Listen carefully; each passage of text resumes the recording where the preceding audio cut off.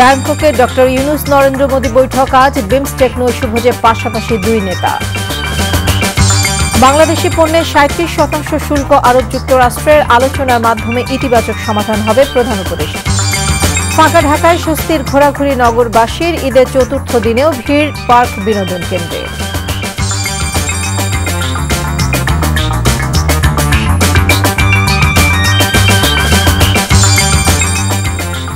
আসসালামু আলাইকুম, নাজনীন আহমেদ স্বাগত জানাচ্ছি এনটিভি সকালের খবরে। ক্রাউন সিমেন্ট শিরোনাম দেখছিলেন, এবারে পুরো খবর। বাংলাদেশের অন্তর্বর্তী সরকারের প্রধান উপদেষ্টা ডক্টর মোহাম্মদ ইউনূসের সঙ্গে ভারতের প্রধানমন্ত্রী নরেন্দ্র মোদীর বৈঠক অনুষ্ঠিত হতে যাচ্ছে আজ। ব্যাংককে চলমান বিমস্টেক সম্মেলনের সাইড লাইনে শুক্রবার দুদেশের সরকার প্রধানের মধ্যে এই বৈঠক অনুষ্ঠিত হবার কথা রয়েছে। ইউনূস মোদী বৈঠক অনুষ্ঠিত হলে এটি হবে ৫ আগস্ট পরিবর্তিত পরিস্থিতিতে দুদেশের শীর্ষ পর্যায়ের প্রথম কোনো বৈঠক। বৈঠকে দুদেশের স্বার্থ সংশ্লিষ্ট বেশ কিছু বিষয়ে আলোচনা হতে পারে। এর আগে বৃহস্পতিবার রাতে বিমস্টেক নেতাদের সম্মানে আয়োজিত আনুষ্ঠানিক নৈশভোজে পাশাপাশি বসতে দেখা যায় প্রধান উপদেষ্টা ডক্টর মোহাম্মদ ইউনূস ও ভারতের প্রধানমন্ত্রী নরেন্দ্র মোদীকে। প্রধান উপদেষ্টা ডক্টর মোহাম্মদ ইউনূস বলেছেন, দেশকে বদলাতে চাইলে পরিচালনার পদ্ধতি পাল্টাতে হবে। এক্ষেত্রে তরুণদের গুরুত্বপূর্ণ ভূমিকা পালন করতে হবে। বৃহস্পতিবার ব্যাংককে বিমস্টেক ইয়াং জেন ফোরামে তিনি একথা বলেন। ডক্টর ইউনূস বলেন, লোভ পরিহার করে পৃথিবীকে ধ্বংসের হাত থেকে বাঁচাতে হবে। তরুণদের হতে হবে উদ্যোক্তা।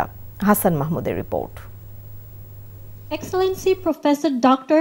Mohammad Yunus থাইল্যান্ডের ব্যাংককে বিমস্টেক ইয়াং জেন ফোরামে অংশ নিয়ে মূল প্রবন্ধের শুরুতেই গ্রামীণ ব্যাংক নিয়ে নিজের অভিজ্ঞতার বর্ণনা করেন প্রধান উপদেষ্টা নোবেল বিজয়ী ডক্টর মোহাম্মদ ইউনূস।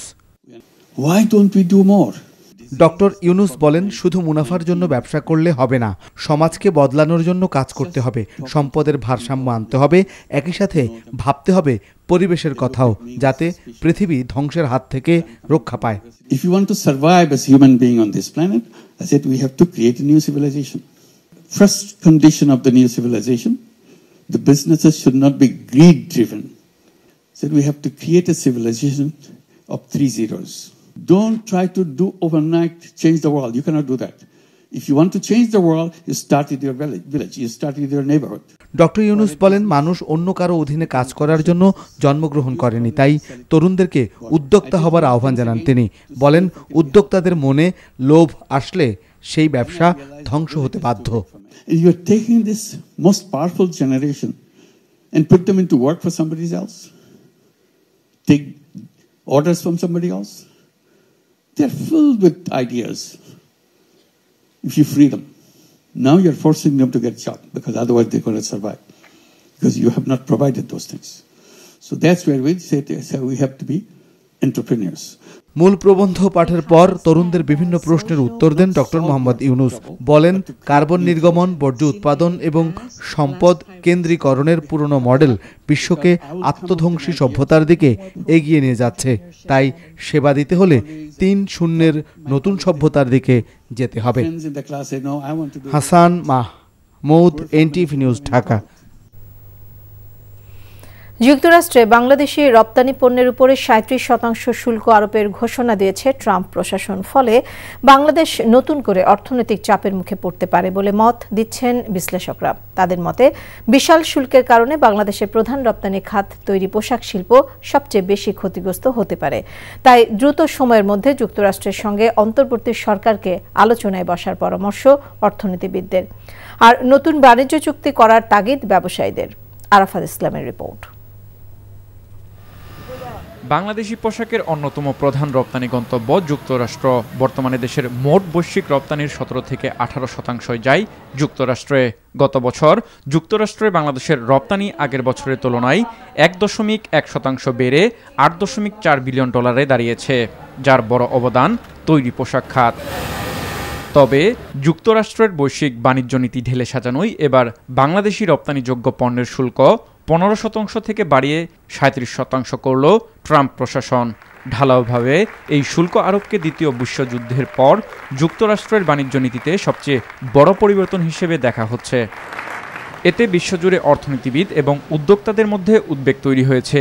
দেশের ঘুরে দাঁড়ানো অর্থনীতি নতুন করে চাপের মুখে পড়তে পারে বলে মনে করছেন বিশ্লেষকরা। যেহেতু এই যে শুল্ক যেটা আরোপ করা হয়েছে সেটা হলো যে তাৎক্ষণিকভাবে এটা আরোপিত হবে, তার মানে হলো যে এই যে পণ্যগুলো পাইপলাইনে আছে এবং বর্ডারে এখনো প্রবেশ করেনি সেটার উপরেও কিন্তু এই শুল্কটা আরোপ করা হবে। তো সুতরাং সব মিলিয়ে বাংলাদেশের জন্য কিন্তু একটা পরিস্থিতি জটিল হয়েছে। এখন আরেকটা কাজ করা যেতে পারে, সেটি হলো যে মার্কিন যুক্তরাষ্ট্রের সঙ্গে কোনো একটা বাণিজ্য চুক্তির দিকে অগ্রসর হওয়া।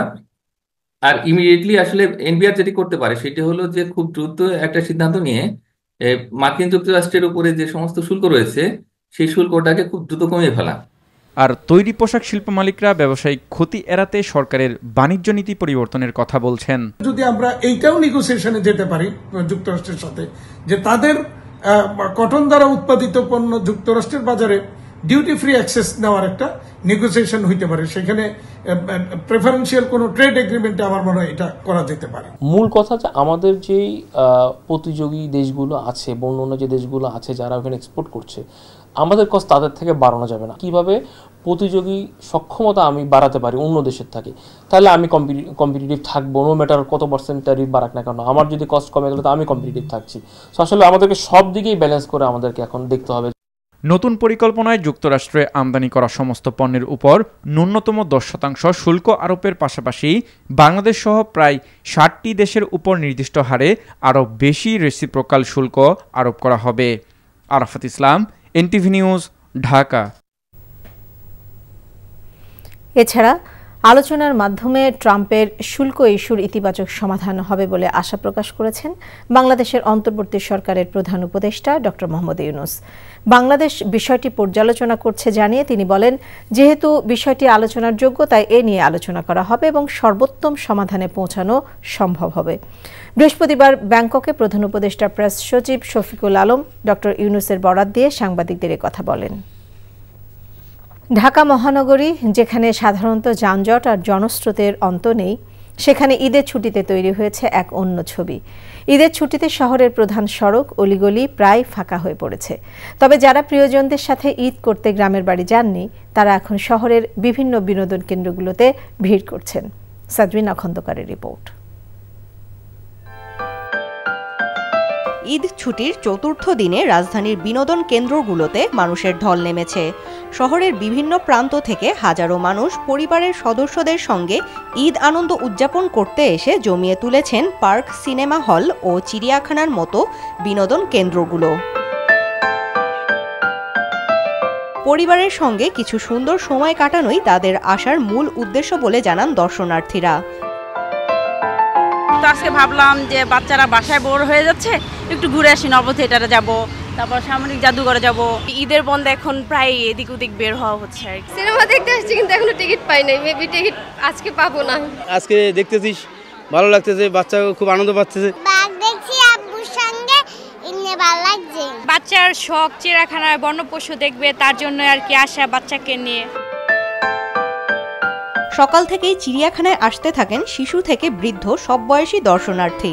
ভেতরে প্রবেশ করেই পশু পাখি দেখতে উৎসুক হয়ে ওঠে শিশু কিশোররা। আমরা দুই ভাই চিড়িয়াখানায় ঘুরতে এসেছি, একসাথে সময় কাটিয়ে অনেক ভালো লাগতেছে। অনেক মজা পেয়েছি। গন্ডার দেখেছি, লায়ন দেখেছি, সিংহ দেখেছি, সিংহ, বাঘ, ভাল্লুক। এখনো ভাল্লুক দেখি না, ভাল্লুকটা দেখবো। আগামী দিনে বিনোদন কেন্দ্রগুলোর কার্যক্রম আরও সুসংগঠিত এবং দর্শকদের জন্য আরও সুবিধাজনক হবে বলে প্রত্যাশা দর্শনার্থীদের। সাদরিনা খন্দকার, এনটিভি নিউজ, ঢাকা।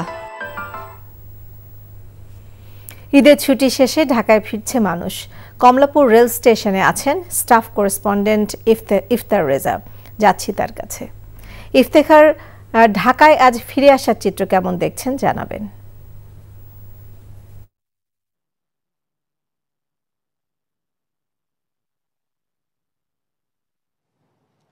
ধন্যবাদ। সকাল থেকে এখন পর্যন্ত দ্রুতযান ট্রেন, উপবন এক্সপ্রেস এবং এর সাথে উপকূল এক্সপ্রেস এবং মহানগর প্রভাতী তুর্না এক্সপ্রেস এসেছে ঢাকায়, এবং আমরা যেটি লক্ষ্য করেছি সকাল থেকে ঈদের ছুটি শেষ হওয়ার 2-1 দিন আগে থেকেই রাজধানীতে কর্মজীবী মানুষরা ফিরতে শুরু করেছেন এবং তারা আসছেন এবং তারা আমাদেরকে জানাচ্ছিলেন যে হাতে সময় থাকতেও অতিরিক্ত যাতে চাপ না হয় বা চাপ অনুভূত যাতে না হয় বা চাপে যাতে তারা না পড়েন, সেই কারণেই মূলত তারা আগেই ফিরছেন। এবং অনেকে আছেন যারা আজকের দিনেও যারা আগে ছুটি ম্যানেজ করতে পারেননি বা ব্যবস্থা করতে পারেননি ছুটির, তারা আজকেও যাচ্ছেন।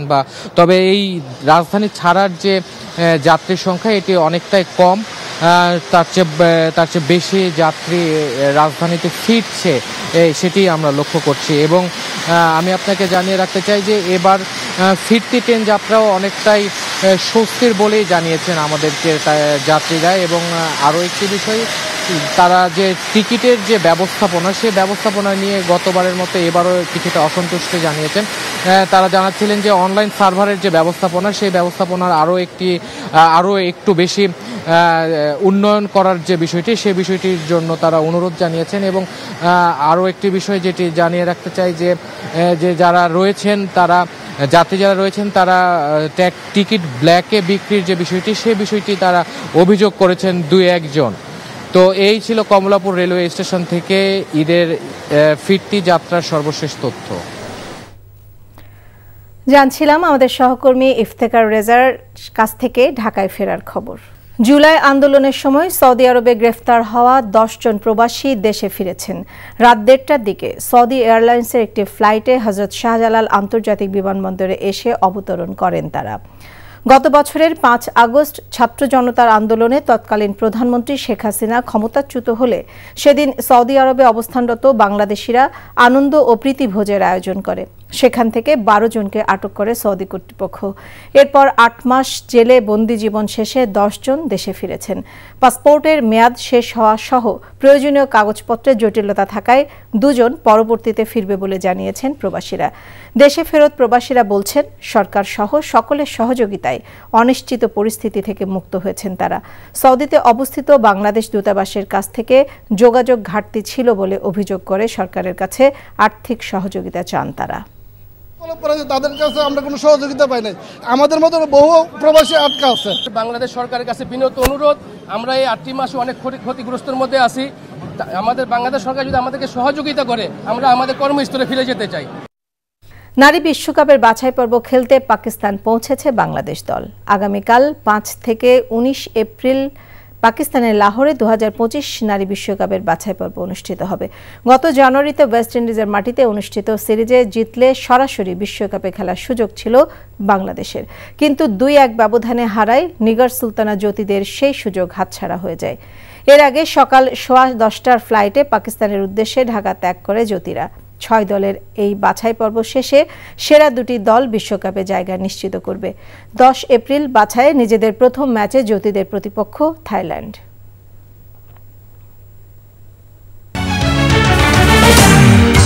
ব্যাংককে ডক্টর ইউনূস নরেন্দ্র মোদী বৈঠক আজ। বিমস্টেক নৈশভোজে পাশাপাশি 2 নেতা। বাংলাদেশি পণ্যে 37% শুল্ক আরোপ যুক্তরাষ্ট্রের, আলোচনার মাধ্যমে ইতিবাচক সমাধান হবে প্রধান উপদেষ্টা। ফাঁকা ঢাকায় স্বস্তির ঘোরাঘুরি নগরবাসীর, ঈদের 4র্থ দিনেও ভিড় পার্ক বিনোদন কেন্দ্রে। এই ছিল সকালের খবরে। এই খবরের ভিডিও সহ আপডেট জানতে ভিজিট করুন এনটিভি অনলাইন www.ntvbd.com। এছাড়াও এনটিভির জনপ্রিয় সব অনুষ্ঠান ও খবরের আপডেট জানতে ভিজিট করুন আমাদের ইউটিউব ও ভেরিফাইড ফেসবুক পেজ। সবাইকে ধন্যবাদ।